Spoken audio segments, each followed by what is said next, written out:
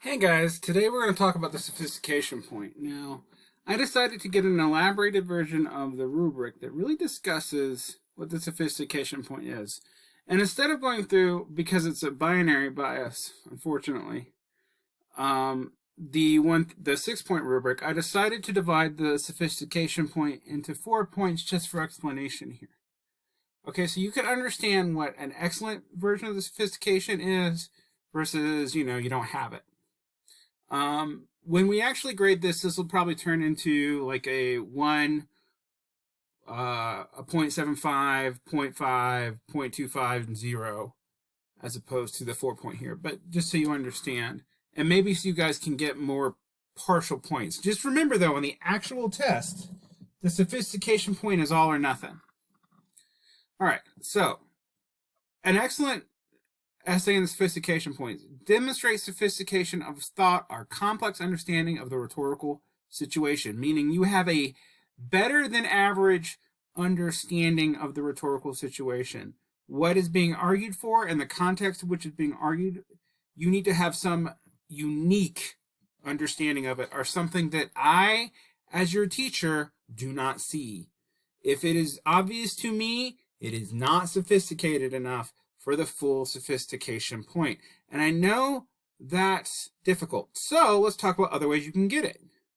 You craft a thesis that demands a nuanced consideration of the textual evidence to prove, and then you successfully prove it. All right? So you have a thesis that requires you to have a complicated argument. And again, one that's not one that's immediately obvious. 2, you explain the significance or relevance of the text purpose within a broader context in such a way. So notice that you don't have to do all these things. You just have to do one of them. All right, so if you have a significantly complicated contextual analysis, you can get the sophistication point for that.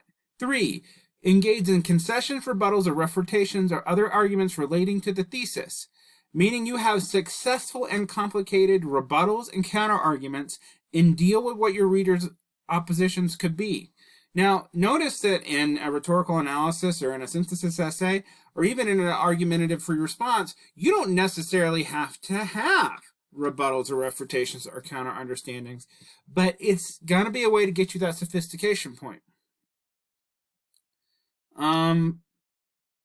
You make effective rhetorical choices that strengthen the force and impact of the student's argument, meaning that you go and do some really good use of rhetorical appeals that I don't think about, that I do not think are obvious. So again, you have to go above and beyond. You utilize a prose style that is especially vivid, persuasive, convincing, or appropriate to the student's argument. So you just write really well. And this is the kind of writing that I'm going to be honest with you, it's hard to teach, particularly to high school students.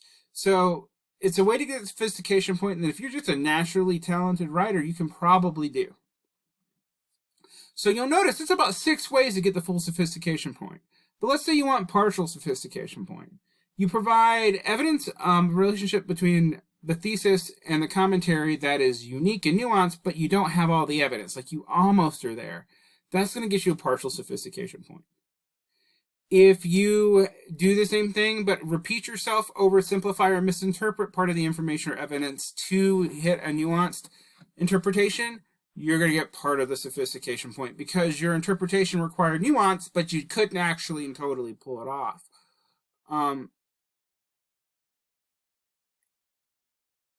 If you do any of the following, though, you're not going to get the sophistication point. Attempt to contextualize the understanding of the author's rhetorical choices, but the attempts consist of predominantly sweeping generalizations such as science says or according to this. You guys do this a lot. This will cost you the sophistication point every time. Don't do it. Only hints at or misidentifies rhetorical devices. If you don't completely see other rhetorical devices and pull them out, you're not going to get the sophistication point. Uses complicated or complex sentences or language, but in a way that is ineffective and does not enhance your argument and comes off as pretentious or overloaded. That'll cost you the sophistication point. And another thing that is not mentioned here, but you should think about, if your writing lacks transitions and smoothness, it not just costs you in organization and support. By the way, the category I have labeled as organization is called organization and support or elaboration on the actual AP rubric. So we'll go over that soon too. You won't get it. All right. I hope this helps you understand ways you can get the sophistication point. I admit there's no easy one-trick way for me to teach you how to get a sophistication point. And I'm also going to tell you, when we went through and graded the practice essays over the summer and student examples, students rarely ever got the sophistication point because a lot of students are actually in the partial credit for sophistication. But remember that on the actual test, there is no partial credit on that point. You either get it or you don't. Now, also remember, you can score a 5 without ever getting a sophistication point on any essay if your thesis and elaboration are always dead on. All right, so that's the breakdown of the sophistication point for you. I hope you find this helpful.